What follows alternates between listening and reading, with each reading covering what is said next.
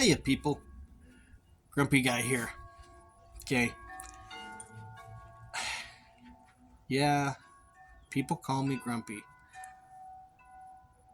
but I still don't think it's me. I made you a video about my dangly, and not online, but in my personal life, I caught a lot of crap because why are you using enamel? Man, that stuff's heavy, it chips, it's dead. Okay, so let's have a talk about cookware in general and specifically about enamelware.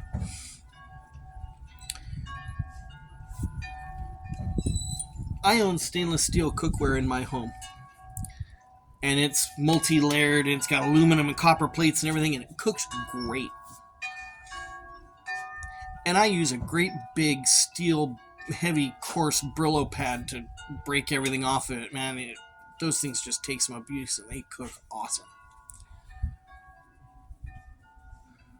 But you got to use pot holders when you pick them up because it's got a steel handle coming out there.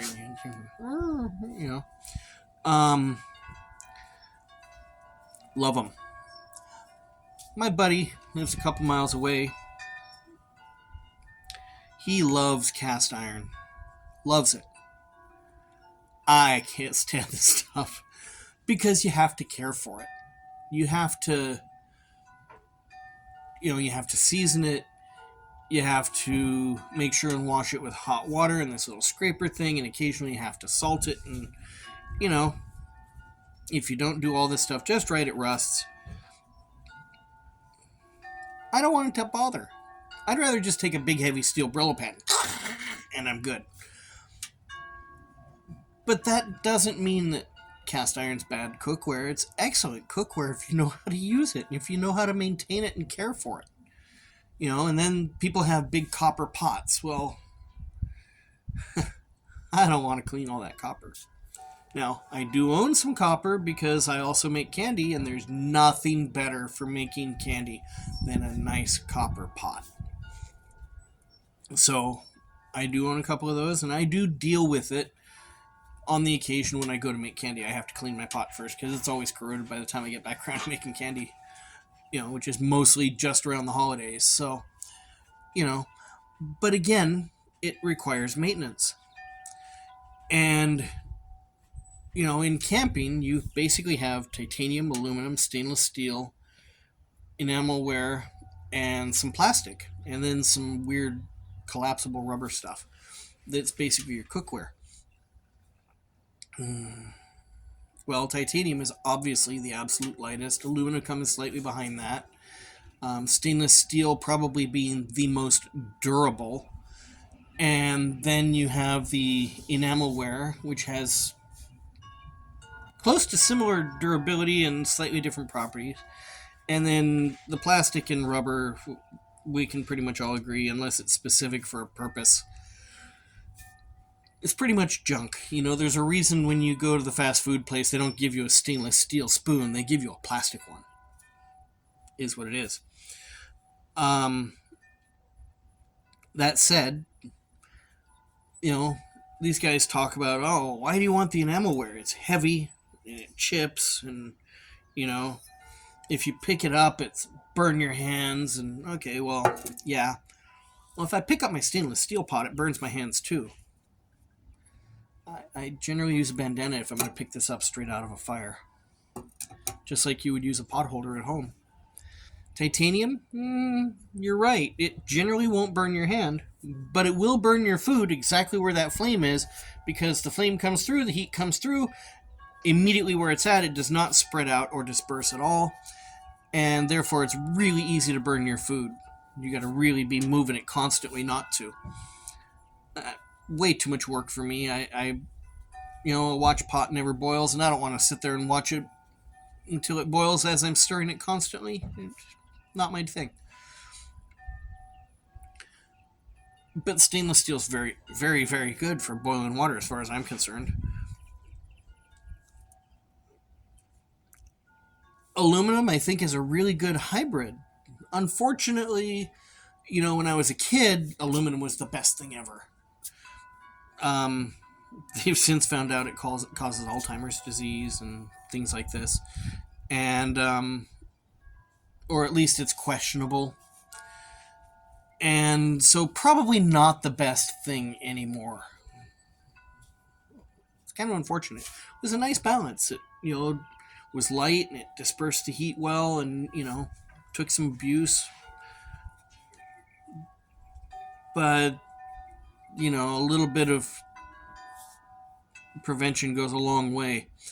And if it is dangerous, I'd rather not find out the hard way. Stainless steel, oh, good stuff. Easy to work with, easy to care for, cooks beautifully, disperses heat well, and weighs a ton. Heavy as hell. But even then, it's not easy to clean if you burn something in it, and stuff sticks to it.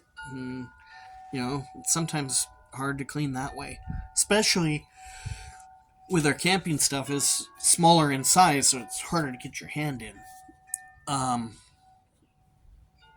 But now, again, back to the enamelware. Yes, you can cook in it. You can put it straight into the fire, and you can cook in it. You can, I can fill that with stream water, throw a pill into it, and let it, sit in there, and it'll purify the water. Or I could boil the water in this. That all works. Enamelware is good for all of that. But let's try it on the other end. We generally don't carry great big steel Brillo pads to clean our stainless steel or our titanium or whatever else.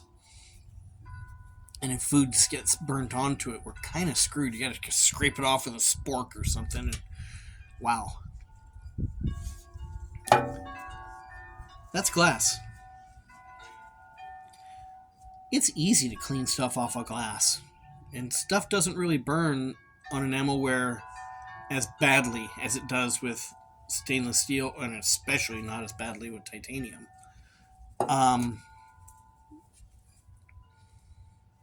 So, it's all about what you know and what you use and how you use it. Because, like, for example, when you wake up in the morning, let's say you want bacon and eggs. Okay, well, you get out your pan, you cook the bacon, and then you got some grease in there, and you're able to cook your eggs in that, and you got bacon and eggs in the same pan. Great. Well, let's face it, camping, we generally don't have eggs like that because they're hard to carry. We might have them camping, but not backpacking. Rarely. But let's say, on a much more practical deal, you're going to get up in the morning, you're going to make some oatmeal and some coffee. Now that sounds a lot more like a backpacking breakfast, especially, little kid, oatmeal and hot cocoa or something. And, things along that line. It's much more similar. So what I do is I put my oatmeal in here. And then I boil water in my stainless steel. I pour the water into here, mix it up, and I make my oatmeal in here. Now I have remaining water in my stainless steel, and I mix my coffee in that. Now I have my coffee in my stainless steel, and I have my oatmeal in my enamelware. The enamelware is much easier to clean. So I can clean the oatmeal out of the enamelware. Coffee I can easily clean out of the stainless steel. And in just a couple of seconds, I'm clean, and my dishes are clean, and I'm ready to go. It takes 2 pots to do that. Well, when I say 2 pots, it's a big cup. Works as a pot for 1 person. The other one's a little bit bigger cup. Still, again, works as a pot for 1 person.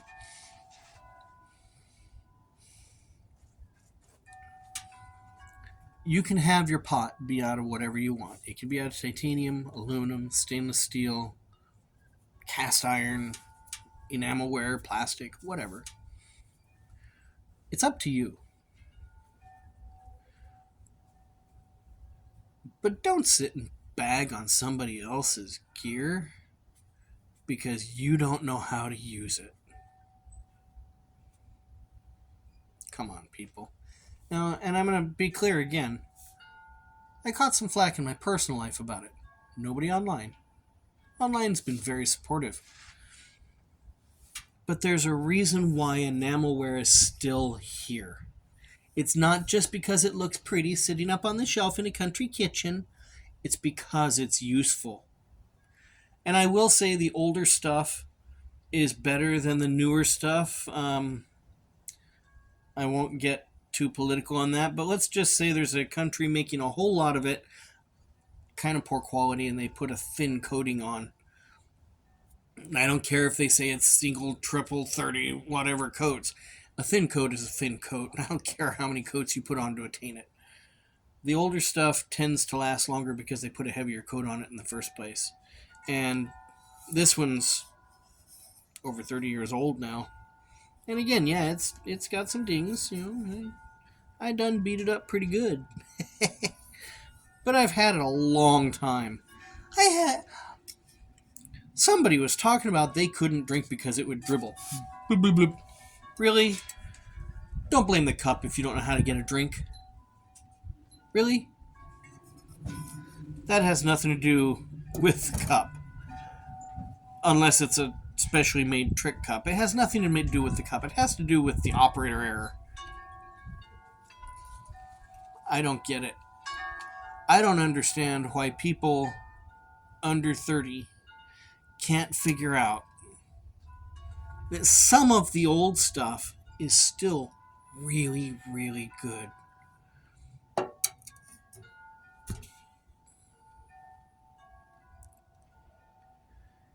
It still has its place. It may be getting to be a smaller niche, but it still has its place. And for those of us who love it, we always will. For those of you who don't, it's because you never learned why we do.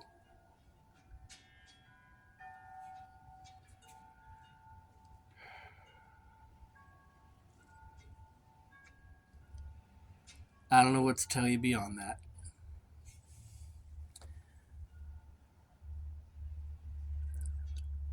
Change is not always good just because it's change.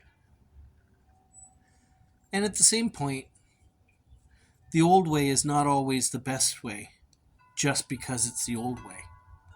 We have to be open to both.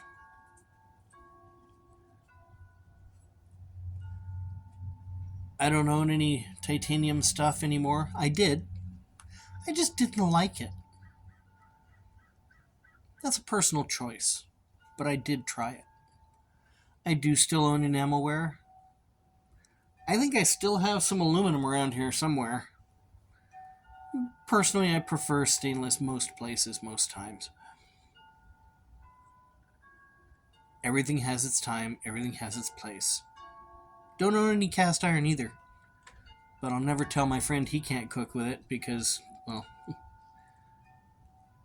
he starts cooking with his cast iron and sometimes it's damn good. And I gotta give the credit to the cast iron because I know him. So, yeah. When you look around and you look at what other people are using, if it's not what you're using, ask why. Because maybe they know something you don't. And I'm saying that to the old guy, asking the young guy with something new. And I'm saying that to the young guy who's looking at the old guy carrying something old.